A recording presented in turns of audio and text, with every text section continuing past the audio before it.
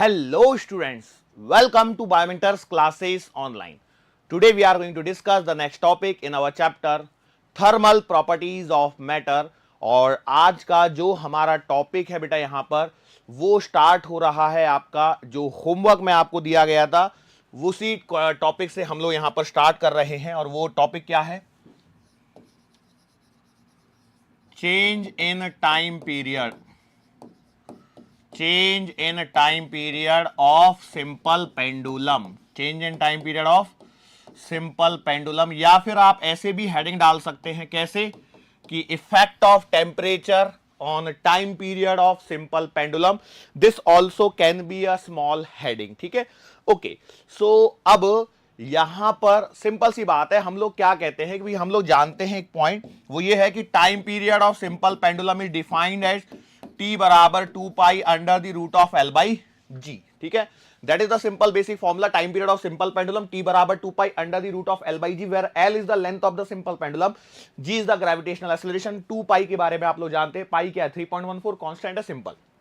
Now अब हम लोग यहां पर बात कर रहे हैं effect of temperature on time period of simple pendulum. तो किस प्रकार से टाइम पीरियड पर इफेक्ट पड़ेगा, क्या इफेक्ट पड़ने वाला है, इसको हम लोगों को यहां पर देखना है। तो मैंने क्या किया, लेट से यहां पर चीजों को थोड़ा सा सेग्रीगेट कर दिया। मैंने माना कि भैया एट 0 डिग्री सेंटीग्रेड हम लोग टाइम पीरियड को T0 मान लेते हैं। तो भैया T0 जो लिखा जाएगा वो लिखा जाएगा T बराबर 2 pi under the root of L naught by g. L naught क्या है? L naught is the length of the simple pendulum at 0 degree Celsius. उसी प्रकार से मैं मान के चलता हूं एट T डिग्री सेल्सियस, तो मैं इसे T लिख देता हूं और ये आएगा आपके पास में 2 pi under the root of L T divided by g, length at temperature T degree Celsius. अब यहां पर एक बेसिक सा देखो क्या हो रहा है कि यहां पर हमारे पास में लेंथ जो है वो चेंज होती है। हम लोग लीनियर एक्सपांशन पढ़ के आए हुए हैं और लीनियर एक्सपांशन में क्लियरली मेंशन है कि जब टेम्परेचर इंक्रीज होता है तो आपकी लेंथ क्या होती है बेटा? इंक्रीज होती है। लेंथ क्या होती है? इंक्रीज होती है। तो हम लोग जानते हैं L T can be written as L not 1 plus का alpha into T. L T can be written as L not 1 plus का alpha into T. So basically मैं क्या कर सकता हूं, इसको यहां पर पुट कर सकता हूं। तो जब मैं यहां पर इसको पुट करूंगा तो मुझे मिलेगा time period at temperature T will be equals to 2 pi under the root of L not 1 plus का अल्फा इंटू टी। रूट के अंदर में चल रहा है पूरी कहानी और ये अपॉन में जी आ गया। ठीक है, ओके, चलो आगे बढ़ते हैं। सो यहां पर टाइम पीरियड एट टी बराबर 2 pi under the root of L naught upon g into, क्या मैं इसे 1 प्लस अल्फा टी की पावर 1 बाई टी 2 इस प्रकार से लिख सकता हूं या नहीं लिख सकता? पहले तो इतना बता दीजिए। देखो ये चीज कैसे हो गई, मैंने क्या किया यहां पर, ये जो रूट वाला इतना डेटा था ना 1 प्लस अल्फा टी, इसको रूट में ही रखा है लेकिन पावर 1/2 के फॉर्मेट में यहां पर ऊपर चढ़ा दिया। इतना बेसिक मैथमेटिक्स आपको आता है, मैं ऐसा अज्यूम करके चल रहा हूं। अब यहां पर मैं क्या कह सकता हूं कि भैया ये वाली जो टर्मिनोलॉजी है वो क्या है, वो आपके टी नॉट के बराबर है और 1 प्लस का अल्फा टी की पावर यहां पर 1/2 होते हुए मुझे नजर आएगी। यस और नो? अब सी यहां पर एक पॉइंट फिर से आपको रिकॉल करना पड़ेगा, अल्फा की जो वैल्यू होती है वो 10 टू द पावर -4 के रेंज में होती है या नहीं होती है? बिल्कुल सही बात है। मतलब मैं यहां पर बाइनोमियल एक्सपांशन यूज करूंगा और बाइनोमियल एक्सपांशन मुझसे क्या कहता है, 1 प्लस एक्स की पावर n यदि है तो मैं इसे 1 प्लस एन एक्स लिख के छोड़ सकता हूं। यस और नो? तो इसे यहां पर यूज कर लेते हैं बेटा, और जैसे ही मैं इसे यहां पर यूज करूंगा तो मुझे क्या मिल जाएगा, मुझे मिल जाएगा टी टी बराबर टी नॉट 1 प्लस का 1/2 इंटू अल्फा इंटू टी। बोलो यस और नो? क्या ये बात सही है या नहीं है? तो ये मेरे पास में आ गया time period at temperature T, time period at temperature T. Yes और नो? लेकिन हमारे पास में जो हमने हेडिंग डाली है वो हेडिंग को जरा एक बार देखिए, क्या लिखा है, चेंज इन टाइम पीरियड। क्या लिखा है बेटा? Change in time period. मतलब I am interested in delta T में इंटरेस्टेड हूं। किस में इंटरेस्टेड हूं मैं इंटरेस्टेड हूं डेल्टा टी में। चलो तो डेल्टा टी की तरफ चलते हैं। डेल्टा टी कहां से लाओगे? तो इसके लिए मैं क्या करता हूं, इसी इक्वेशन को थोड़ा सा मल्टीप्लाई कर लेता हूं, तो मुझे मिल जाएगा इट इंप्लाइज टी टी बराबर टी नॉट प्लस का half alpha T into T not. बोलो यस और नो, क्या ये सही है? टी नॉट का मल्टीप्लाई कर लिया मैंने अंदर में, बोलो सही। ओके, सो अब यहां पर एक अगले स्टेप में देखो क्या करता हूं, टी नॉट को उधर ले जाता हूं, तो मैं मेरे पास में बचेगा T T minus T not बराबर half alpha into T not. Yes और नो, तो ये मेरे पास में जो डेटा बन के आया है, ये डेटा क्या है? ये है आपका डेल्टा टी बराबर half alpha T into T not. बोलो यस और नो। डेल्टा टी का मीनिंग क्या है? डेल्टा टी का मीनिंग है आपका चेंज इन टाइम पीरियड। ये क्या है आपके पास में? ये आपके पास में निकल के आया है चेंज इन टाइम पीरियड। अब एक बात बताओ, चेंज इन टाइम पीरियड किन किन फैक्टर्स पर डिपेंड करता है? तो change in time period depend करता है alpha, coefficient of linear expansion पर डिपेंड करता है, टेम्परेचर पर डिपेंड करता है, और टी नॉट क्या है? The time period at 0 degree Celsius. इस पर भी डिपेंड करता है कि कितना चेंज आएगा टेम्परेचर राइज करने पर, कितना चेंज आएगा टेम्परेचर राइज करने पर। क्या ये बात समझ में आ रही है? यस और नो, श्योर है?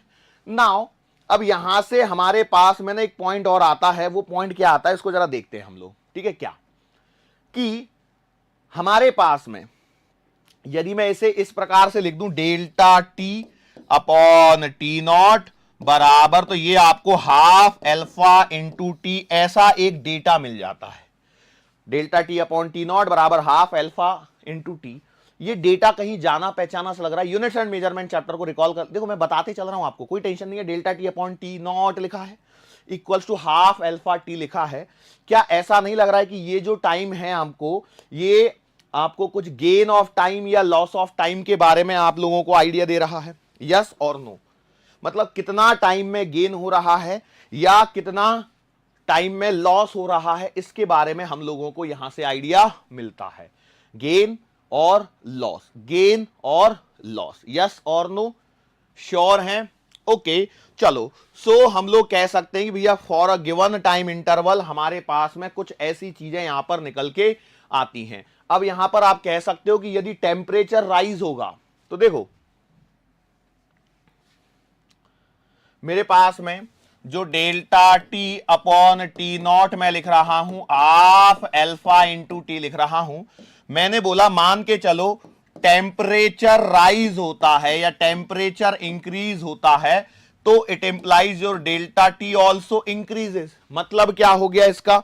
इसका मतलब यह है कि टाइम पीरियड आपका इंक्रीज हो जाएगा। और यहां पर सवाल बन जाते हैं कभी कभी, देखो क्या बोल रहा हूं मैं, टेम्परेचर इंक्रीज होने पर डेल्टा टी इंक्रीज हो गया, डेल्टा टी इंक्रीज हो गया, मतलब आप कह रहे हो कि भैया time period increases, time period increases. और जब टाइम पीरियड कभी भी इंक्रीज होता है तो इसका मतलब समझ जाइए क्लॉक रन्स स्लो, क्लॉक जो है वो धीमी हो जाती है, घड़ी क्या हो जाएगी? धीमी हो जाएगी। क्या ये बात याद रहेगी आप लोगों को? और इसी का उल्टा यदि मैं बात करता हूं, मान के चलो मैं कह देता हूं कि टेम्परेचर डिक्रीज कर दिया मैंने, यदि टेम्परेचर डिक्रीज होता है तो डेल्टा टी भी डिक्रीज हो जाएगा, मतलब आपका टाइम पीरियड जो है वो क्या हो जाएगा? डिक्रीज हो जाएगा। मतलब आपकी जो क्लॉक है वो क्या हो जाएगी बेटा? फास्ट चलेगी। क्लॉक क्या करेगी? फास्ट चलेगी। यस और नो? स्ट्रेट फॉरवर्ड सवाल पूछे जाते हैं हाफ एल्फा टी के फॉर्मूले पर। यस और नो? श्योर है? क्या कर सकते थे या नहीं कर सकते थे, इतना बता दीजिए। टेम्परेचर इंक्रीज हुआ, टाइम पीरियड इंक्रीज होगा, टाइम पीरियड इंक्रीज होगा, इसका मतलब क्या है? घड़ी धीमी चलेगी। क्यों? देखो वो जो घड़ी चल रही है वो इस पेंडुलम पर डिपेंड कर रही है, जो यहां से लेकर के यहां तक एक चक्कर आपका लगा रहा है। यस और नो? लेकिन यदि इसका टाइम पीरियड इंक्रीज हो गया तो वो इससे एसोसिएटेड जो आपके पॉइंटर्स हैं जो घड़ी के अंदर में, ये जो सेकंड की जो सुई है जो कि इसी से अटैच्ड है, ये धीरे धीरे सरकेगी। अब जब ये धीरे धीरे सरकेगी तो ये धीरे धीरे चक्कर भी कंप्लीट करेगी, तो टाइम पीरियड इंक्रीज हो जाने पर घड़ी जो है वो आपकी धीमी पड़ जाती है, और टाइम पीरियड डिक्रीज होने पर घड़ी फास्ट चलती है। यस और नो? क्या ये बातें समझ में आ गई? और यदि घड़ी फास्ट चल रही है इसका मतलब गेन इन टाइम हो जाएगा, और घड़ी धीमी चल रही है मतलब लॉस इन टाइम हो जाएगा। यस और नो, श्योर हैं या नहीं है? इस पर स्ट्रेट फॉरवर्ड सवाल पूछे जाते हैं। तो अब देखो, ये तो मैंने पॉइंट के लिए बताने के लिए आपको बता दिया, gain in time, loss in time. अब देखो, चाहे गेन इन टाइम पूछे चाहे लॉस इन टाइम पूछे, वो तो आपको समझ में आ जाएगा कि भैया आपको हाफ अल्फा टी ही यहां पर यूज करना है, इसके अलावा और कुछ भी दिमाग में नहीं लाना है। यस और नो बोलो, क्या इसमें कोई परेशानी है? आई डोंट थिंक सो कि इसमें कोई परेशानी किसी को होनी चाहिए। Yes, okay. चलो, अब कई लोग एक्सपेक्ट कर रहे हैं कि मैं अभी तुरंत की तुरंत मैं न्यूमेरिकल्स करवाऊंगा, तो बेटा एक हम लोग क्या करने वाले हैं, न्यूमेरिकल वाला सेक्शन जो है वो अगले लेक्चर में हम लोग न्यूमेरिकल्स पे डिस्कस करेंगे। काफी सारे न्यूमेरिकल्स हम लोग यहां पर करने वाले हैं, तो टेंशन लेने की जरूरत नहीं है, ठीक है। चलो, सो अब यहां पर हम लोग बात करने वाले हैं एक सिंपल से टॉपिक के बारे में, और जिसे बोला जाता है एनामोलस, चलो ठीक है, आप समझ गए ना, बिहेवियर ऑफ वाटर। ये क्या है बेटा, इसको बताइए, इसके बारे में क्या लगता है आपको? वैसे एनोमेलस एक्चुअली यहां ओ होगा और यहां ए होगा, है ना, एनोमेलस। चलो ठीक है, कोई बात नहीं। एनोमेलिस, बिहेवियर ऑफ वाटर, क्या होता है, क्या करते हैं इसमें, मतलब किस टॉपिक के बारे में हम लोग यहां पर बात कर रहे हैं, क्या आप बता सकते हैं? बेसिकली क्या होता है कि हम लोग जानते हैं कि जैसे जैसे टेम्परेचर आपका इंक्रीज होता है, तो आप जानते हैं कि लेंथ इंक्रीज होती है, एरिया इंक्रीज होता है, वॉल्यूम इंक्रीज होता है। यस और नो, ये बेसिक चीजें हैं जो हम लोगों ने प्रीवियस लेक्चर में पढ़ी हुई है। लेकिन वाटर के केस में क्या होता है कि यहां पर कुछ एक पर्टिकुलर सेक्शन आता है, और वो पर्टिकुलर सेक्शन है आपका 0 डिग्री से लेकर के 4 डिग्री सेल्सियस तक। 0 डिग्री से लेकर के 4 डिग्री सेल्सियस तक यहां पर क्या होता है कि जब इस रेंज में आपका टेम्परेचर इंक्रीज होता है, तो बेटा आपका वॉल्यूम जो है वो डिक्रीज होता है। ये देखो, एक्सेप्शन वाली चीजें ही आपने देखा होगा कि केमिस्ट्री के अंदर में भी यही होता है कि जहां एक्सेप्शन आया वहां आपका सवाल बन गया। यस और नो, जहां एक्सेप्शन आया वहां सवाल बन गया।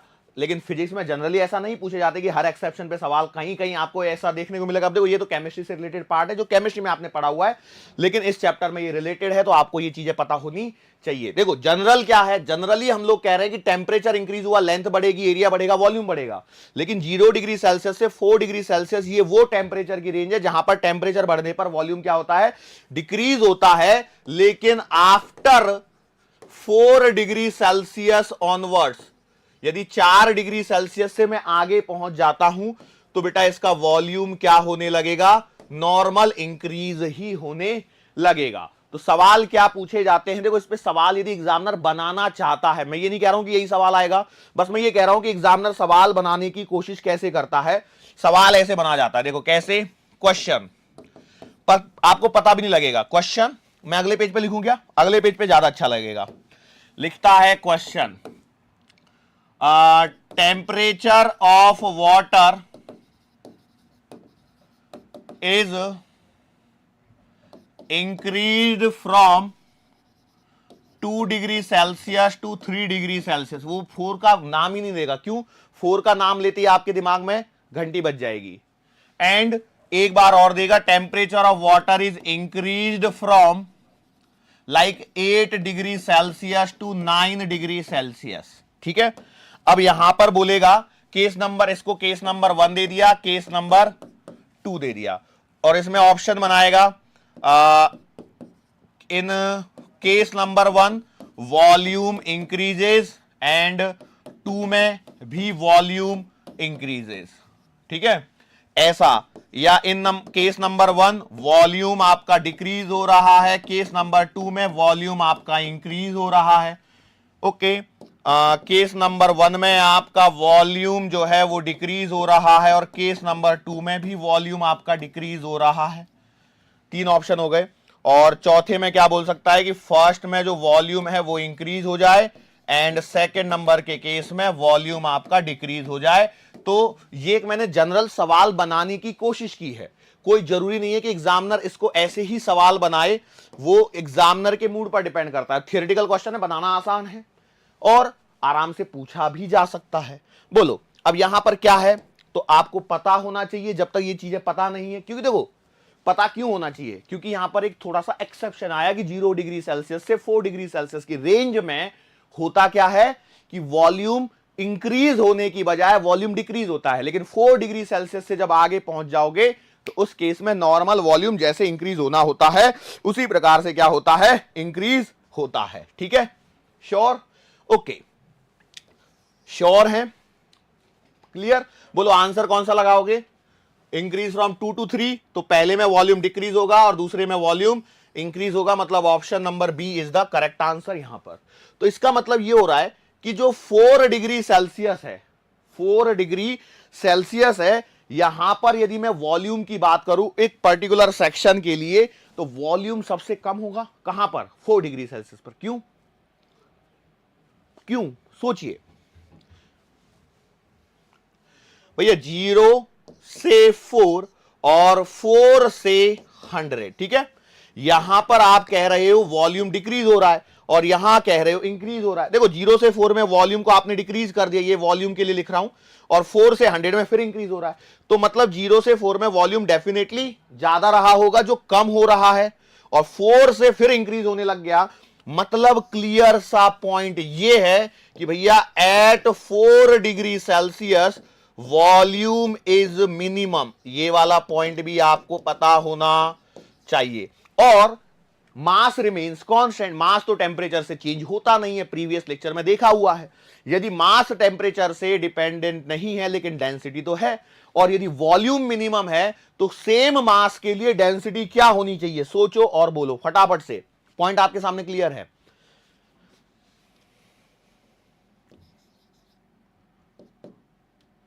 रो बराबर मास अपॉन वॉल्यूम, तो वॉल्यूम मिनिमम है, तो इसका मतलब क्या लिखूंगा मैं? At 4 degree Celsius density is maximum. ये पॉइंट याद रखने वाले पॉइंट है बेटा, ऐसा नहीं है, प्रैक्टिकल ऑब्जर्वेशन से आया हुआ है ये।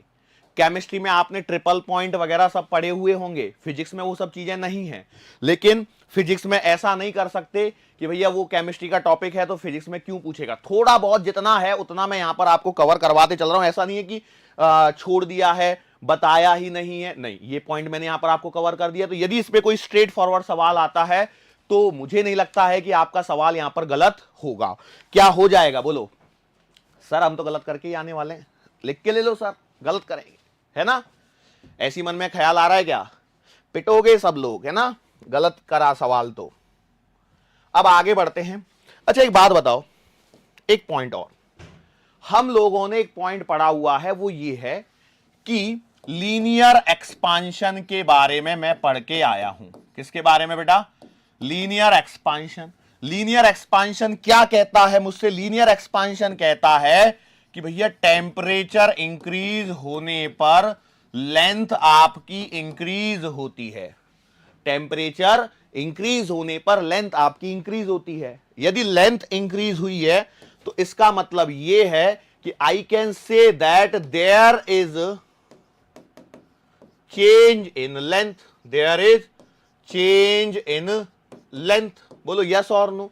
मैं बोला सही बात है। नाउ एक रॉड को यदि मैं कंसीडर करता हूं, मैंने एक रॉड के बारे में यदि मैं थोड़ा सा सोचता हूं, ये मेरे पास में रॉड है, तो इसकी लेंथ में क्या हो गया? चेंज आया। लेंथ में क्या आया? चेंज आया। और मैं elasticity, mechanical properties of solid chapter के अंदर में मैं कुछ चीजें पढ़ के आया हूं, वहां पर कुछ टर्मिनोलॉजीज आई थी मेरे पास में, स्ट्रेस, स्ट्रेन, ये वर्ड आए थे क्या? स्ट्रेस स्ट्रेन आए थे।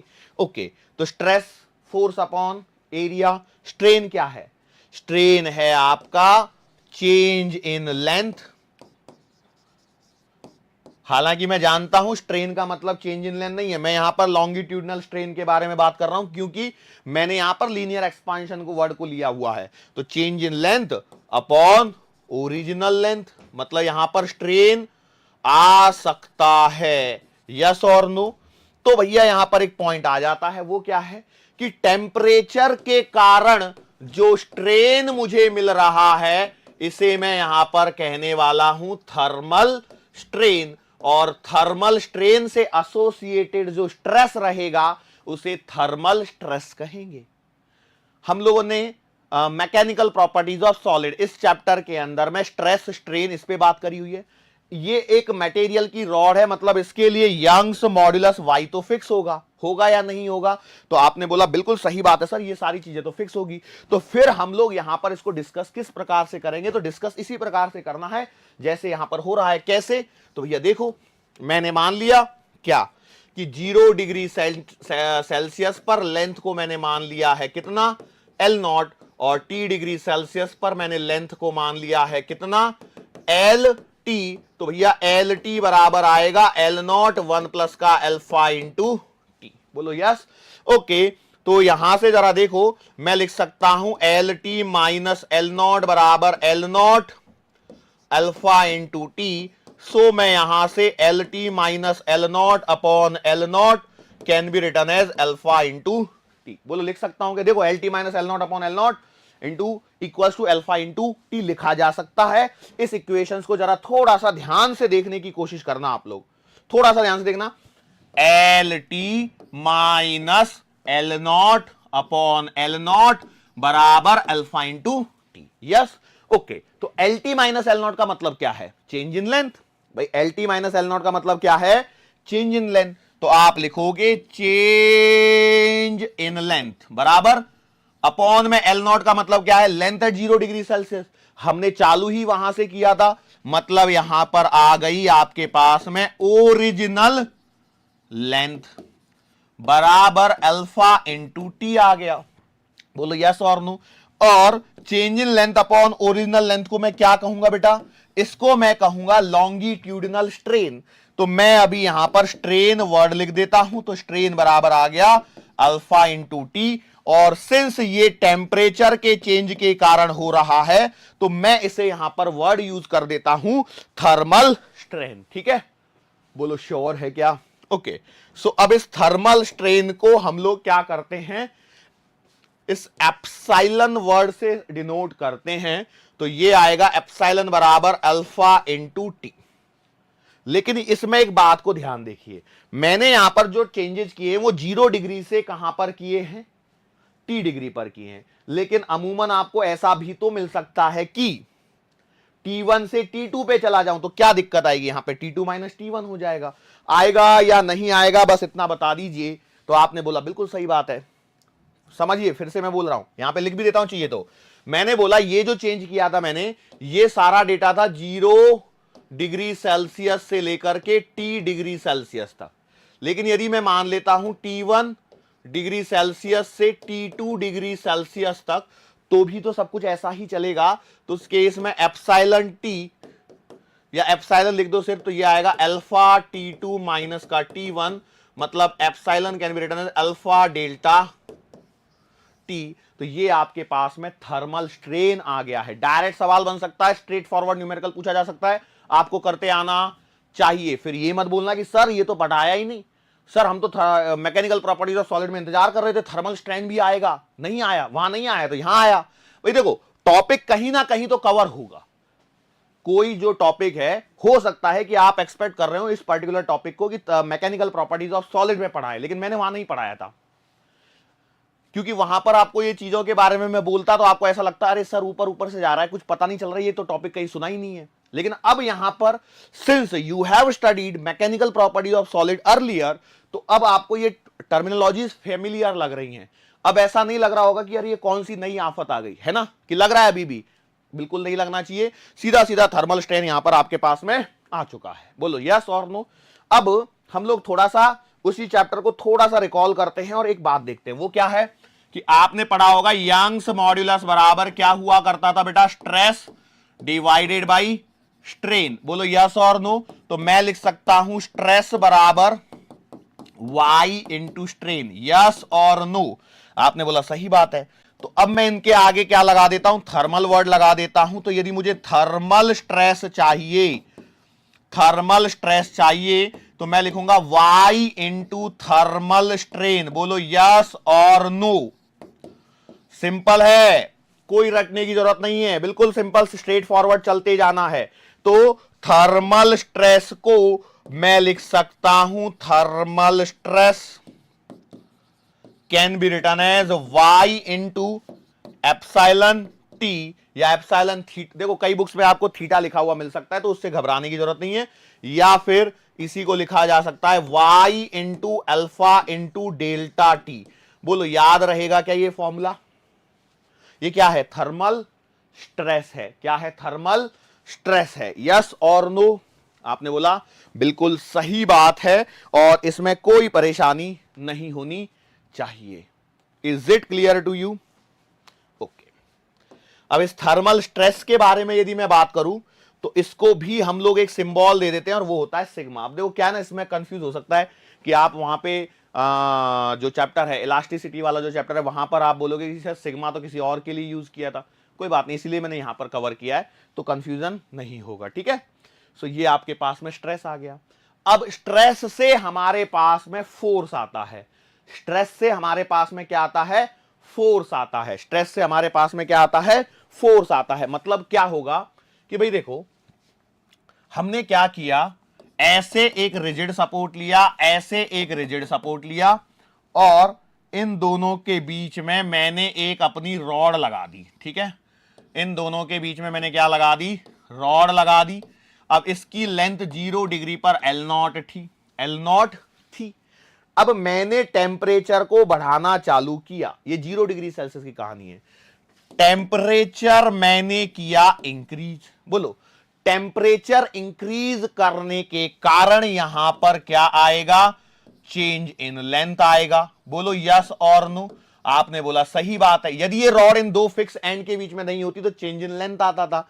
चेंज इन लेंथ आता था मतलब आप कहते थे कि भैया यहां पर थर्मल स्ट्रेन आया, और थर्मल स्ट्रेन आया मतलब आप कहते थे कि भैया यहां से मुझे थर्मल स्ट्रेस के बारे में पता लग गया। और थर्मल स्ट्रेस से मैं एक बात कह सकता हूं कि भैया कि सिंस मैंने इस रॉड को दो रिजिड सपोर्ट के बीच में लगाया है, तो इसकी लेंथ को तो मैं बढ़ने नहीं दे रहा हूं। मतलब इसने क्या किया होगा? इन सपोर्ट्स पे क्या लगाया होगा? एक फोर्स लगाया होगा। वो जो फोर्स है वो कितना आएगा? वो आएगा बेटा स्ट्रेस इंटू एरिया, मतलब सिग्मा इंटू ए, या मैं लिख सकता हूं वाई अल्फा ए डेल्टा टी। सीधा स्ट्रेट फॉरवर्ड है। देखो लॉजिक समझ लीजिए। यदि ये रॉड फिक्स सपोर्ट्स के बीच में नहीं होती, 0 डिग्री सेल्सियस पर इसकी लेंथ L0 होती, टेम्परेचर आप बढ़ाते तो इसकी लेंथ बढ़ती, मतलब चेंज इन लेंथ आता। चेंज इन लेंथ के कारण थर्मल स्ट्रेन आता, थर्मल स्ट्रेन के कारण थर्मल स्ट्रेस की बात करते थे। लेकिन यदि मैंने इसको इसके बीच में फिक्स कर दिया तो ये रिजिड सपोर्ट है, मतलब फोर्स लगाने से इसकी लेंथ में चेंज नहीं होगा, ये बॉडी चेंज नहीं होगी। तो मतलब ये क्या करेगी? इन पे फोर्स एक्सर्ट करेगी, और वो फोर्स कितना आएगा? Stress into area. क्यों? स्ट्रेस बराबर फोर्स अपॉन एरिया, तो फोर्स बराबर stress into area. Is it clear to you? Sure है? क्या ये टॉपिक ज्यादा डिफिकल्ट था क्या?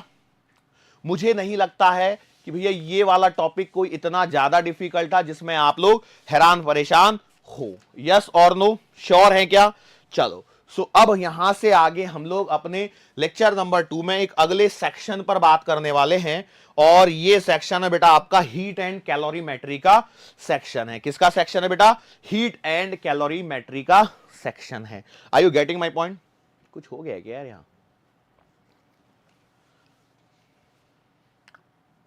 ओके ठीक है, इसके कारण ऐसा लग रहा है मेरे को। हम लोग बात कर रहे हैं, मैंने क्या बोला?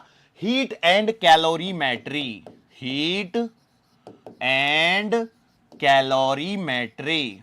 ठीक है, heat and calorimetry. Heat and calorimetry में हम किसके बारे में बात कर रहे हैं कि यहां पर हम लोगों को बातें करनी है हीट मेजरमेंट से रिलेटेड। किससे related?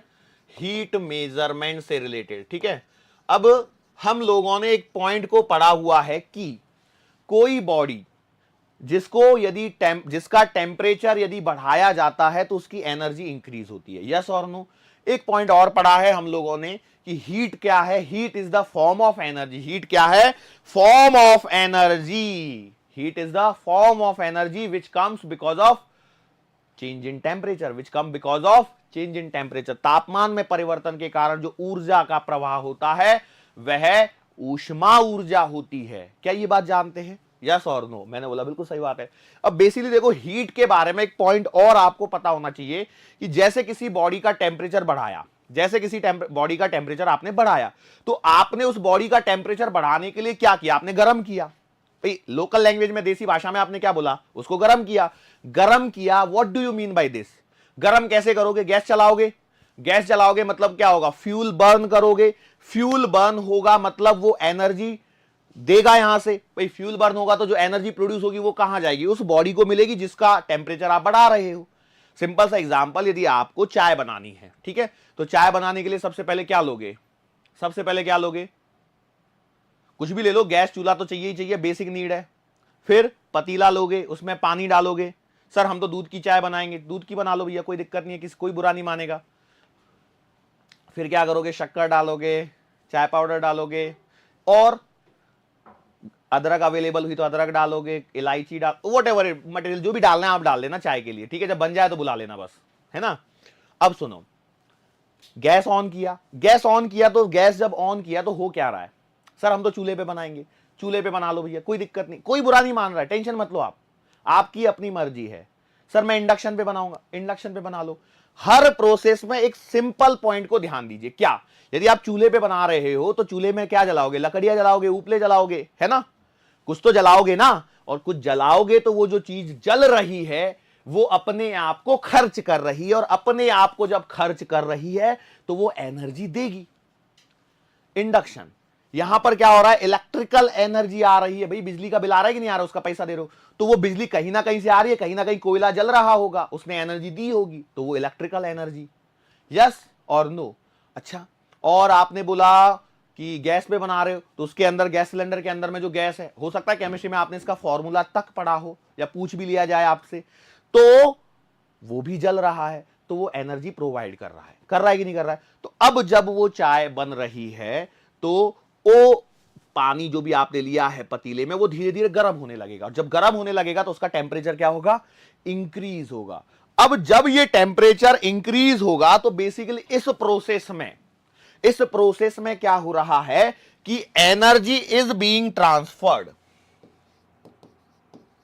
Energy is being transferred. यहां पर क्या हो रहा है?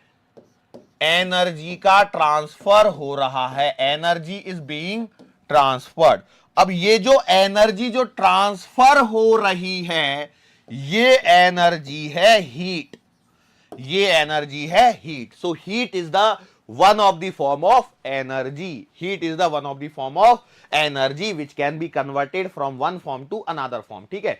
अब यहां पर एक पॉइंट जो आपको ध्यान रखना है वो क्या है कि जो ट्रांसफर हो रही है वो चीज तो हीट है, लेकिन जब ये एनर्जी ट्रांसफर होके, मान के चलो ये आपने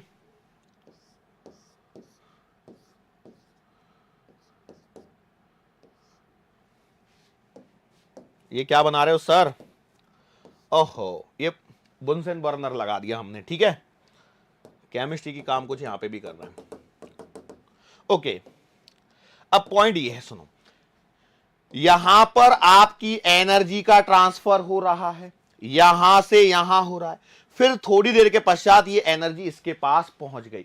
जब ये एनर्जी जब तक ट्रांसफर हो रही है तब तक उसका नाम है हीट, और जब एक बार ट्रांसफर होके इसके पास पहुंच जाएगी तो वो उसकी इंटरनल एनर्जी बन जाएगी।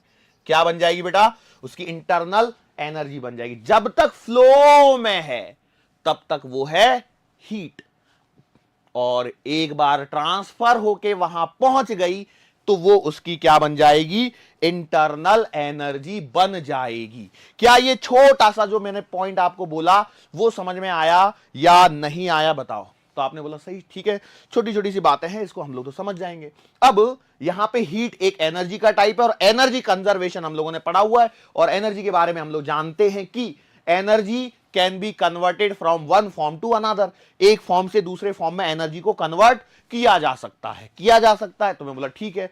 अब जब कन्वर्ट करेंगे तो उसके साथ में एक पॉइंट और आता है, वो आता है कि यहां पर हम लोगों को पढ़ना है अब स्पेसिफिकली हीट मेजरमेंट। और यदि मुझे हीट मेजरमेंट पढ़ना है, मतलब क्या पढ़ रहे हैं हम लोग, कि हम बोल रहे हैं कि ये जब प्रोसेस चल रही थी आपकी चाय बनने की, तो ये यहां से यहां तक कितनी एनर्जी ट्रांसफर हुई, कितनी एनर्जी ट्रांसफर हुई, और कितनी एनर्जी ट्रांसफर हुई ये पता लग रहा है हीट से। तो इसे हमको मेजर करना होगा, क्योंकि फिजिक्स तो है ही मेजरमेंट का सब्जेक्ट। फिजिक्स में हम लोग क्या कर रहे हैं, हर चीज में मेजरमेंट, कितना जा रहा है, कितना आ रहा है, यस और नो, यस और नो, कितना जा रहा है, कितना आ रहा है, वही मेजरमेंट करना है। तो मतलब हमें यहां पर एक रिक्वायरमेंट है यूनिट की। किसकी रिक्वायरमेंट है, यूनिट की। तो कई लोग बोलेंगे सर हम तो जानते हैं एनर्जी की यूनिट जूल होती है, JOULE, जिसे कैपिटल J से रिप्रेजेंट करते हैं। यस, आपकी बातें बिल्कुल सही हैं, लेकिन यहां पर हम लोग एक नई यूनिट के बारे में बात करेंगे, और उस नई यूनिट का नाम है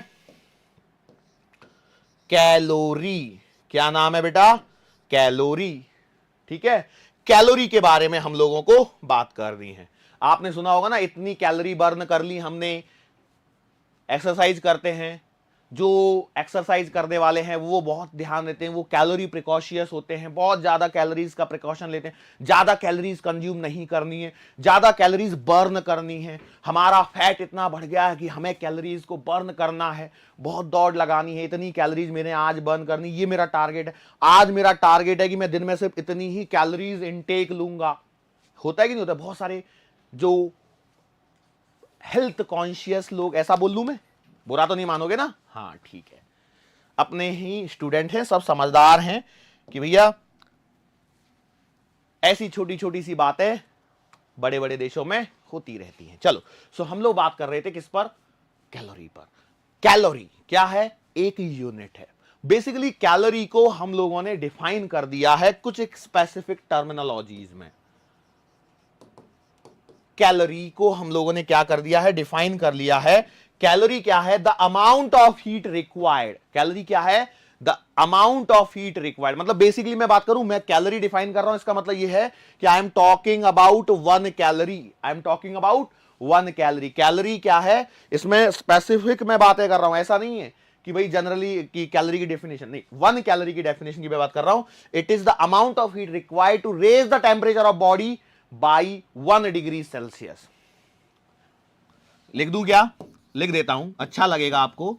the amount of heat, the amount of heat required to raise the temperature of body, to raise the temperature of body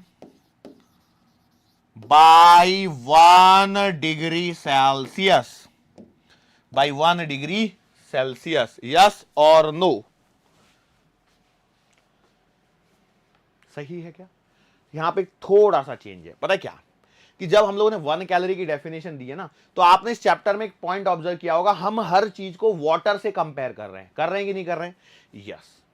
तो यहां पर क्या होता है, ये जो बॉडी है ना, मतलब समझिए, यदि मैं आपसे बोलूं कि आपके पास में आयरन का ब्लॉक है, आयरन का ब्लॉक है, कॉमन सेंस लगाइए, थोड़ा सोचिए, आयरन का ब्लॉक है 1 kg का, ठीक है, और 1 kg का ब्लॉक है, इसका किसी समय रूम टेम्परेचर में पड़ा है, मतलब ये 25 डिग्री सेल्सियस है, और मैंने बोला 25 से इसका टेम्परेचर कर दिया 26 डिग्री सेल्सियस, ठीक है।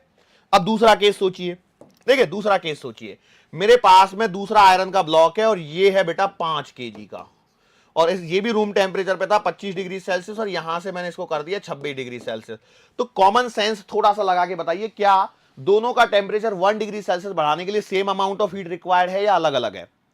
सर आप बोलेंगे सर ये तो अलग अलग रिक्वायर है, तो अलग अलग रिक्वायर है, तो यहां पर एक स्पेसिफिक ये बॉडी जो है, ये बॉडी वर्ड की जगह हम लोग यहां पर यूज करेंगे वाटर। अब ये वाटर भी फिक्स होना चाहिए, और ये वाटर होता है 1 ग्राम वाटर। 1 ग्राम पानी का तापमान 1 डिग्री सेल्सियस से बढ़ाने के लिए जो हीट आवश्यक है या जो एनर्जी आवश्यक है उसे हम लोगों ने नाम दिया है 1 कैलोरी।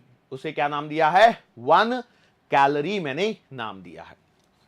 क्या ये डेफिनेशन अब सही है? चलो हम लोग एनालिसिस करते हैं, उससे आपको समझ में आएगा। मैंने माना, लेट्स से मैंने 1 ग्राम वाटर तो फिक्स कर लिया, इतना मुझे पता लग गया है अभी। अब मैंने क्या किया कि मेरे पास में रूम टेम्परेचर पे पानी रखा हुआ था, 1 ग्राम पानी लेना है वो पता है, मैंने 25 डिग्री सेल्सियस से उसको गर्म करना चालू किया, एक बार 26 डिग्री सेल्सियस तक गर्म कर लिया। ओके, मैंने देखा कुछ तो हीट दी होगी मैंने। फिर मैंने क्या किया, मान चलो मेरे पास थोड़ा सा ज्यादा गर्म पानी है, मैंने 70 डिग्री सेल्सियस का पानी है और इसको गर्म किया और 71 डिग्री सेल्सियस तक लेके गया। एक ये एग्जांपल ले लिया। और मेरे पास में एक है 0 डिग्री सेल्सियस का पानी और इसे 1 डिग्री सेल्सियस तक लेके गया। देखो तीनों ही केसेस में टेम्परेचर को मैंने 1 डिग्री सेल्सियस से रेज किया है, और पानी मैंने 1 ग्राम ही लिया है। I have taken 1 gram of water and in all the 3 cases I have increase the temperature of 1 gram water by 1 degree Celsius. In first case 25 degree Celsius to 26 degree Celsius. In second case 70 degree Celsius to 71 degree Celsius. In third case 0 degree Celsius to 1 degree Celsius. Now the question is, do I need the same amount of heat in all the 3 cases or different? तीनों cases में same amount of heat required है या अलग अलग है? तो आप बाद में पता लगेगा कि आपको अलग अलग हीट की रिक्वायरमेंट है। तो इसका मतलब यहां पर एक और पॉइंट यहां पर मिसिंग है। वो पॉइंट और देखिए, वो ये है कि बाई 1 डिग्री सेल्सियस जो है, ये 1 डिग्री सेल्सियस होता है बेटा 14.5 डिग्री सेल्सियस से 15.5 डिग्री सेल्सियस। ये स्टैंडर्ड डेफिनेशन है। अब जाके आपकी डेफिनेशन क्या हुई है? कंप्लीट हुई है। क्या? The amount of heat required to raise the temperature of body, नहीं 1 gram water by 1 degree Celsius. और ये 1 डिग्री कहां से कहां तक होना चाहिए? 14.5 degree Celsius to 15.5 degree Celsius. It is a standard definition, आपको याद होनी चाहिए। कई बार है ना सवाल इसी पे पूछ लेते हैं। 1 calorie is defined as, yes ये क्वेश्चन है जो पूछा जा चुका है। अब ये आप बोलोगे सर नीट में पूछा है क्या? तो नीट में तो शायद नहीं पूछा है, पर अलग अलग देखो इंडिया में बहुत सारी स्टेट्स हैं, हर कॉम्पिटिटिव कहीं ना कहीं स्टेट्स लेवल पे कॉम्पिटिटिव एग्जाम चलती रहती है, तो कहीं ना कहीं पूछा जा चुका है। तो इसलिए आपको पता होना चाहिए, ठीक है, इसलिए आपको पता होना चाहिए। यस और नो, क्या मैंने सही किया है? 14.5 से 15.5 डिग्री सेल्सियस तक 1 डिग्री सेल्सियस बॉडी के टेम्परेचर को रेज करने में जो आपका हीट एनर्जी रिक्वायर्ड है उसे हम लोग कहते हैं 1 कैलोरी। अब सवाल ये उठता है कि यार हमने तो अभी जूल पढ़ा था, हम तो एनर्जी की यूनिट जूल पढ़ के आए थे, यहां पर नई यूनिट कैलोरी आ गई। तो क्या जूल और कैलोरी में आपस में कोई रिलेशन है? बिल्कुल रिलेशन है। जूल और कैलोरी का रिलेशन आपको पता होना चाहिए कि जूल तो आपकी एसआई यूनिट है और कैलोरी आपकी कौन सी है? सीजीएस में यूनिट है। तो इसका मतलब क्या होगा? कुछ ना कुछ आपको यहां पर करना पड़ेगा, और वो क्या होगा? कन्वर्जन। ओके, तो फिर किस प्रकार से कन्वर्जन करेंगे इसको हम लोग थोड़ी देर के बाद में देखेंगे। लेकिन अभी हमारा जो मेन टारगेट है वो इस बात को समझ के रखिए, यहां पर हम लोगों को स्पेसिफिकली कैलोरीज में बहुत ज्यादा काम पड़ने वाला है रादर देन आपका जूल में। जूल में बहुत ही रेयर काम पड़ेगा, आपका सबसे ज्यादा काम पड़ेगा यहां पर कैलोरीज में, ठीक है। अब ये मैंने हीट के बारे में बात कर ली, अब यहां पर कैलोरी के बारे में बात कर ली। अब यहां पर एक छोटी सी अलग से एक छोटा सा टॉपिक आएगा जिसे हम लोग कहने वाले हैं स्पेसिफिक हीट। क्या कहने वाले हैं? Specific heat. स्पेसिफिक हीट, और ये है आपका हिंदी मीडियम विशिष्ट ऊष्मा की हम लोग यहां पर बात कर रहे हैं, ठीक है, विशिष्ट ऊष्मा। ओके, अब यहां पर जब हम लोग बात कर रहे हैं ना स्पेसिफिक हीट, तो ये स्पेसिफिक हीट भी देखो हम लोगों को दो तरह से पढ़नी है, एक तो ग्राम स्पेसिफिक हीट पढ़नी है, जब जनरली कुछ नहीं बोला जाता है तो हम लोग ग्राम स्पेसिफिक हीट के बारे में बात कर रहे होते हैं। उसके बाद में आपको एक मोलार स्पेसिफिक हीट भी पढ़नी है। तो केमिस्ट्री में तो आपको पता रहता है ग्राम स्पेसिफिक हीट चल रही है कि मोलार स्पेसिफिक हीट चल रही है, वैसे यहां पर भी आने वाला है। तो बहुत सारा हिस्सा देखो, अब आपको ऐसा फील आ रहा होगा कि सर बार बार केमिस्ट्री में जा रहे हैं, लेकिन है कुछ चीजें हैं जो यहां पर आपको जरूरी है। ठीक है, कौन सी? केमिस्ट्री से रिलेटेड, मतलब यहां पे मोल कन्वर्जन वगैरह आपको आना चाहिए बेटा। हो सकता है सवालों में आपको कंफ्यूज कर दे और आप एवं हैरान परेशान घूमो। श्योर है? चलो, सो लेट्स स्टार्ट है स्पेसिफिक हीट। मैं पहले ही बता दूं, मैं यहां पर बात कर रहा हूं ग्राम स्पेसिफिक हीट के बारे में, जिसकी मुझे आज जरूरत है। मोलार स्पेसिफिक हीट की रिक्वायरमेंट है नहीं, तो अभी हम लोग पढ़ेंगे भी नहीं। ग्राम स्पेसिफिक हीट, तो again it is the amount of energy, it is the amount of energy required, it is the amount of energy required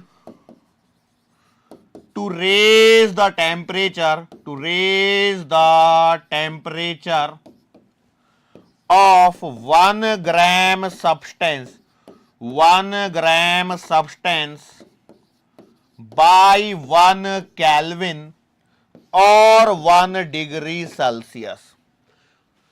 किसी भी सब्सटेंस के 1 ग्राम का तापमान 1 केल्विन या 1 डिग्री सेल्सियस से बढ़ाने में आवश्यक ऊष्मा या आवश्यक ऊर्जा आपकी ग्राम स्पेसिफिक हीट कहलाती है।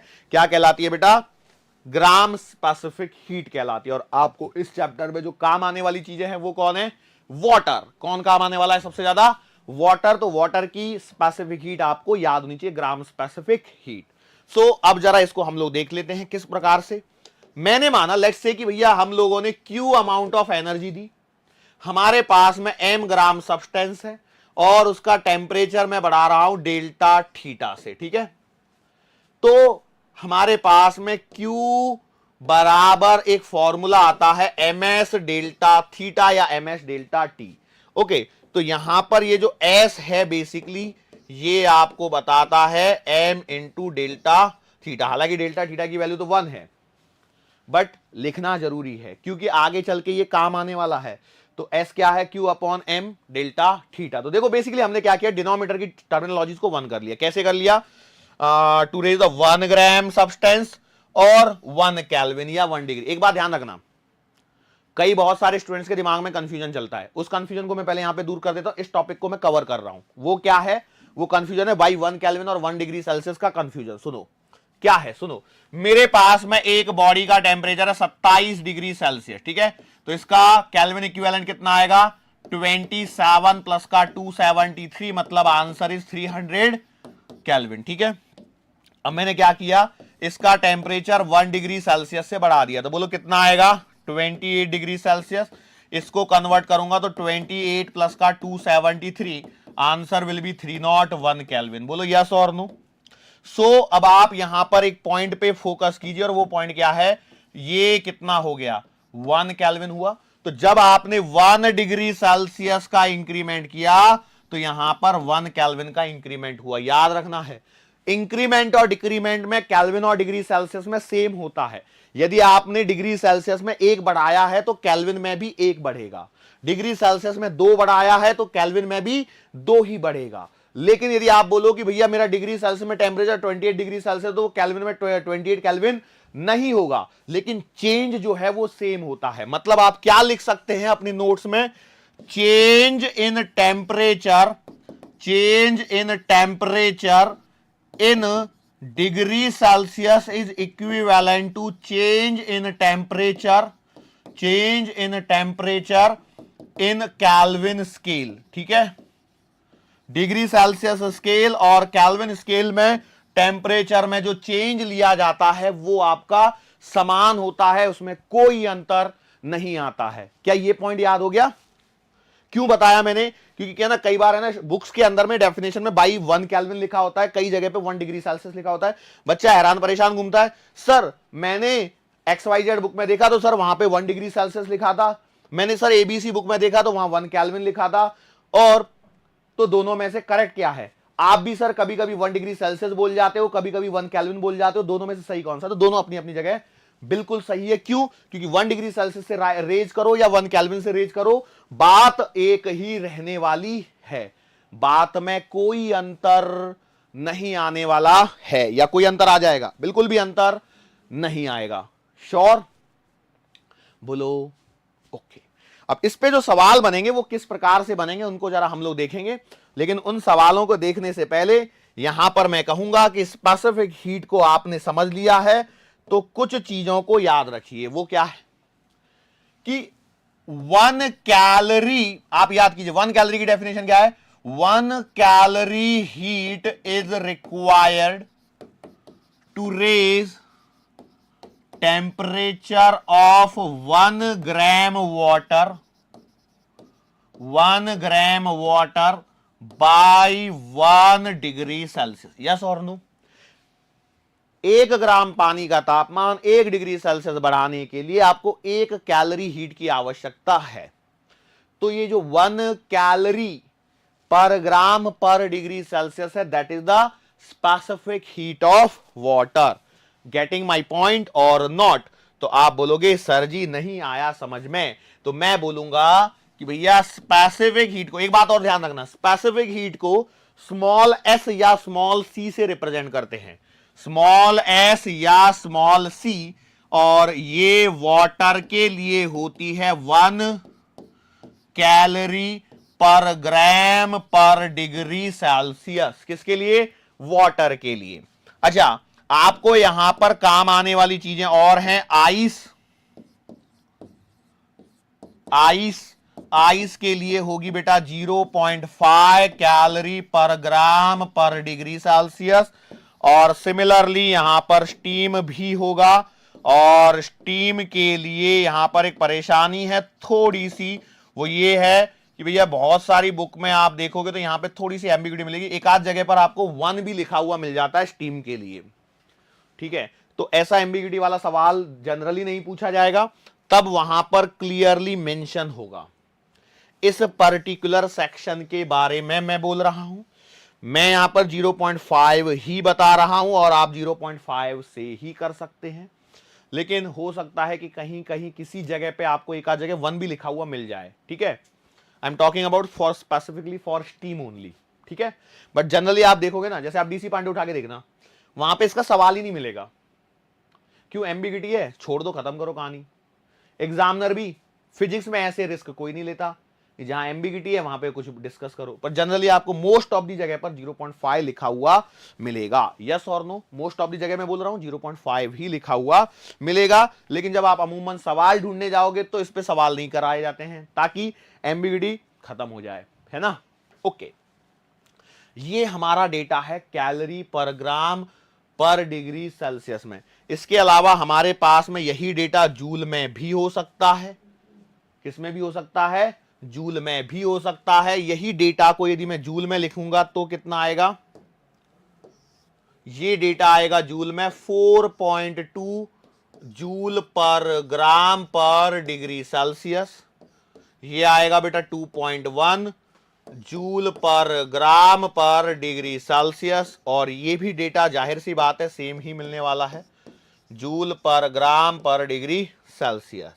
लेकिन यदि ये डेटा किलोग्राम में हो, पूरा का पूरा डेटा ऐसा, देखो यहां पे ध्यान दीजिए, जूल और ग्राम मतलब पूरा एसआई में नहीं है, पूरा एसआई में नहीं है। ओके, तो एसआई में क्या हो जाएगा? ध्यान से देखते हैं, हमारे पास में यही हो जाएगा specific heat of water 4200 joule पर किलोग्राम पर डिग्री सेल्सियस। आइस के केस में आ जाएगा 2100 जूल पर केजी पर डिग्री सेल्सियस, और स्टीम के लिए हम लोग लिख देंगे सेम डेटा 2100 जूल पर किलोग्राम पर डिग्री सेल्सियस। इसका मतलब क्या है?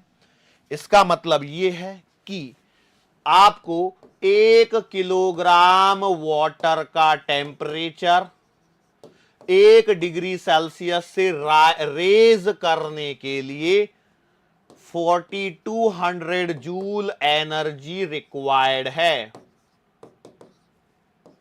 क्या ये पॉइंट समझ में आया है? यस और नो? ये एसआई सिस्टम के अंदर में है, वो आपकी सीजीएस सिस्टम जो कॉमनली प्रैक्टिकली आपकी यूज होने वाली है कैलोरी वाली, ठीक है, वही सबसे ज्यादा यूज होगी। तो यहां पर आपके पास में एक सवाल आपके लिए होमवर्क बन चुका है जो खुद से करना है। हा 1 कैलोरी बराबर कितने जूल, आंसर आज के लेक्चर में छिपा हुआ है। होमवर्क है ये तुम्हारा, ईमानदारी से करना, टीपना नहीं है। सर वो टीपने का मतलब क्या होता है, नकल नहीं करनी है, अकल चलानी है लास्ट के। अब देखो जहां पर मैं इस इंस्टेंट पे बोल रहा हूं, यहां पर 10 मिनट प्रीवियस जाके वापस से इस लेक्चर को देखना, यहीं पर आपको इसका आंसर छिपा हुआ मिलेगा। 10 मिनट के सेशन में, 45 मिनट से लेकर के 55 मिनट के सेशन के अंदर में इसका आंसर आपको छिपा हुआ मिलेगा। मैंने बताया है, बस मैंने मेंशन नहीं किया है कि भैया क्या है और क्या नहीं है। चलो अब हम लोग करते हैं सवाल। अब हम लोग क्या करते हैं, सवाल करते हैं सिंपल से सवाल करवाऊंगा पहले, है ना। ओके, क्वेश्चन हमारे पास में मान के चलो 100 ग्राम पानी है ना, और इसका टेम्परेचर अभी है 25 डिग्री सेल्सियस, और इस टेम्परेचर को 30 डिग्री सेल्सियस करने पर एनर्जी कितनी चाहिए। मुंह जवानी सवाल है, करो फटाफट से मुंह जवानी सवाल है, फटाफट से करो, कुछ नहीं करना है। आपके पास में आएगा Q बराबर M S delta theta. M क्या है, मास कितना है 100 ग्राम, तो आंसर लिखा 100। S क्या है, स्पेसिफिक हीट, तो आप 1 लीजिए क्योंकि ग्राम में दिया है तो वो ज्यादा बेटर है। और delta theta change in temperature कितना है 5। Your answer will be 500 calories. बोलो सिंपल सवाल है। यस बेटा, क्या सर ऐसे सवाल हमसे पूछे जाएंगे, क्यों नहीं पूछे जाएंगे बताओ, क्यों नहीं पूछे जा सकते, बिल्कुल पूछे जाएंगे। आगे चल के आपको पढ़ना है फेज चेंज के बारे में, तब आपको बहुत सारी चीजें आने वाली हैं। ऐसा नहीं है कि बस मैंने यहीं पे कर दिया इतना सा और हो गया करके, नहीं, बिल्कुल नहीं। आपको अभी बहुत सारी चीजें हैं, क्योंकि देखो प्रिंसिपल ऑफ कैलोरीमेट्री पे तो मैं पहुंचा ही नहीं हूं कि heat gain equal to heat loss, ये भी आने वाला है, ये अभी टाइम है थोड़ा सा। लेकिन मैं क्या सोच रहा हूं, कुछ छोटी छोटी सी चीजों को हम लोग क्या कर लेते हैं, पढ़ के खत्म कर देते हैं। What do you mean by छोटी छोटी सी चीजें? आपने सुना होगा लेटेंट हीट वर्ड के बारे में। देखो मैं टर्मिनोलॉजी डिस्कस करवा के छोड़ रहा हूं आज, क्योंकि मुझे मालूम है अगला लेक्चर पूरा न्यूमेरिकल बेस रहने वाला है। पूरा न्यूमेरिकल बेस का मतलब यह है कि उसमें कुछ कॉन्सेप्ट आएंगे, क्या प्रिंसिपल ऑफ कैलोरीमेट्री पढ़ाऊंगा, और वैसे प्रिंसिपल ऑफ कैलोरीमेट्री पता क्या है, heat gain equal to heat loss. बता दिया मैंने। तो अब तो मतलब यदि मैंने क्वेश्चन पूछ भी लू आपको, तो आपको समझ में आना चाहिए कि heat gain equal to heat loss. Basically देखो ये जो क्यू लिख रहा हूं ना मैं इतनी देर से, Q बराबर एम एस डेल्टा थीटा, तो यहां पर क्या होता है ना, देखो यहां पर दो चीजें हैं, क्या डेल्टा थीटा या आपको कहीं डेल्टा टी लिखा हुआ मिले तो कंफ्यूज नहीं होना है, कोई दिक्कत नहीं है। इसका मतलब है कि आप बात कर रहे हो चेंज इन टेम्परेचर के बारे में। आप किसके बारे में बात कर रहे हो, you are talking about change in temperature. अब ये जब चेंज इन टेम्परेचर के बारे में मैं बात करता हूं, तो हो सकता है कि मैंने कहीं टेम्परेचर इंक्रीज किया हो, और हो सकता है कि मैं कहीं पर टेम्परेचर को डिक्रीज कर दूं। तो जब भी टेम्परेचर इंक्रीज होता है तो भैया आपका डेल्टा टी या डेल्टा थीटा जो भी है वो पॉजिटिव आता है, और जब टेम्परेचर डिक्रीज करोगे तो डेल्टा टी या डेल्टा थीटा क्या आएगा, नेगेटिव। क्यों, डेल्टा का मतलब क्या होता है, हमेशा final value minus initial value. तो यहां पर एक ध्यान देने वाली बात है कि टेम्परेचर, ये यहां पर डेल्टा टी या डेल्टा थीटा पॉजिटिव आया, मतलब क्यू आपका क्या आएगा, क्यू आपका पॉजिटिव आएगा, और यहां पर क्यू आपका नेगेटिव आएगा। क्लियर है। अब क्यू जब पॉजिटिव आया है तो इसका मतलब body has taken energy and someone has given, और Q नेगेटिव आ गया मतलब body has given energy, body ने एनर्जी दे दी है। यस और नो, ऐसे भी आप समझ सकते हो, या फिर आप ऐसा कह सकते हो कि Q पॉजिटिव आया मतलब temperature of body increases, temperature of body increases, और यहां कहोगे कि टेम्परेचर ऑफ बॉडी डिक्रीजेज। छोटे छोटे से पॉइंट है बेटा, यहां पर टेम्परेचर ऑफ बॉडी डिक्रीजेस। बोलो सही बात है। और यदि बॉडी का टेम्परेचर इंक्रीज हुआ है तो इसका मतलब यह है कि उसकी इंटरनल एनर्जी इंक्रीज हुई है। आयोनाइजेशन एनर्जी नहीं लिख रहा हूं मैं यहां पे, इंटरनल एनर्जी, आंतरिक ऊर्जा इंक्रीज हुई है और यहां पर इंटरनल एनर्जी डिक्रीज हुई है। बोलो एकदम फ्लो है कि नहीं है? सिंपल फ्लो पे बात करो, कोई अलग नहीं है। एक एक स्टेप पे देखो, टेम्परेचर इंक्रीज हुआ तो डेल्टा टी या डेल्टा थीटा में लिख रहा हूं बार बार, क्योंकि देखो सी या एस जो है स्पेसिफिक हीट जो है बॉडी की वो फिक्स होती है, उसमें कोई दो राय नहीं है, वो तो आपकी परमानेंट फिक्स हो गई। लेकिन बाकी चीजें तो फर्क पड़ेगी कि नहीं पड़ेगी। तो ये क्यू का यहां पर फंडा है। अब यदि यहां पर देखो सो बेसिकली एक पॉइंट और समझिए, क्या वो क्या है। वैसे मैं अब लेवल थोड़ा सा बढ़ा रहा हूं, लेकिन उस लेवल पे पूछा नहीं जाएगा कुछ भी, लेकिन आपको पता हो तो वो ठीक है। वो क्या है कि देखो, यदि मैं किसी भी बॉडी के बारे में बात करता हूं तो body itself has some internal energy, yes और नो। भैया कोई भी बॉडी के बारे में बात करो तो उसके पास पहले से ही क्या होती है, कुछ ना कुछ इंटरनल एनर्जी होती है।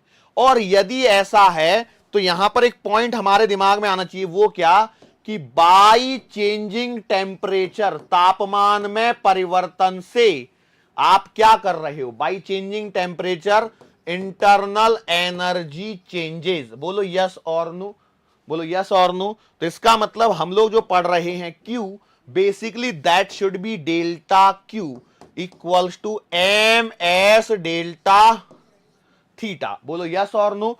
मतलब आपको यदि Q चाहिए बॉडी की एनर्जी तो भैया Q will be equals to, यदि एस स्पेसिफिक हीट भी आपका टेम्परेचर डिपेंडेंट ना हो, अमूमन टेम्परेचर डिपेंडेंट नहीं होता है लेकिन कहीं कहीं दे सकते हैं, तो M S D theta, theta 1 से लेकर के थीटा 2 तक, ये आपको याद होना चाहिए। सवाल नहीं पूछा जाएगा, it is just for your knowledge improvement. ठीक है, मैंने क्या बोला अमूमन ध्यान रखिए। देखो स्पेसिफिक हीट क्या है, कांस्टेंट है, कि हम लोग कह सकते हैं कि generally S is independent of temperature. हमारे सिलेबस के पॉइंट ऑफ व्यू से, जो एस आपको मिलेगा वो कांस्टेंट मिलेगा, फिक्स मिलेगा। लेकिन स्पेसिफिक हीट जो है ना, इन रियलिटी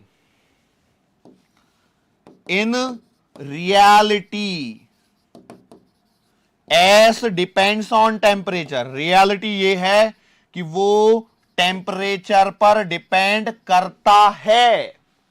स्पेसिफिक हीट जो है वो टेम्परेचर पर डिपेंड करता है, लेकिन हम लोगों को कांस्टेंट दे देते हैं।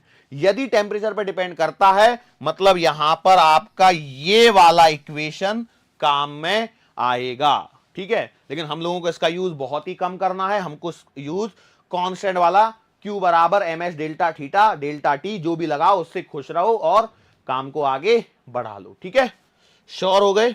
ओके, सो अब बेसिकली हमें एक्चुअल में देखा जाए तो अभी हम लोगों को हीट गेन, हीट लॉस और ये सारी चीजें करनी चाहिए थी, लेकिन हमारा लेक्चर ऑलरेडी काफी लंबा हो चुका है और आज के लेक्चर की ड्यूरेशन यहां पर आपकी समाप्त होने को आई है। लेकिन पढ़ें क्या?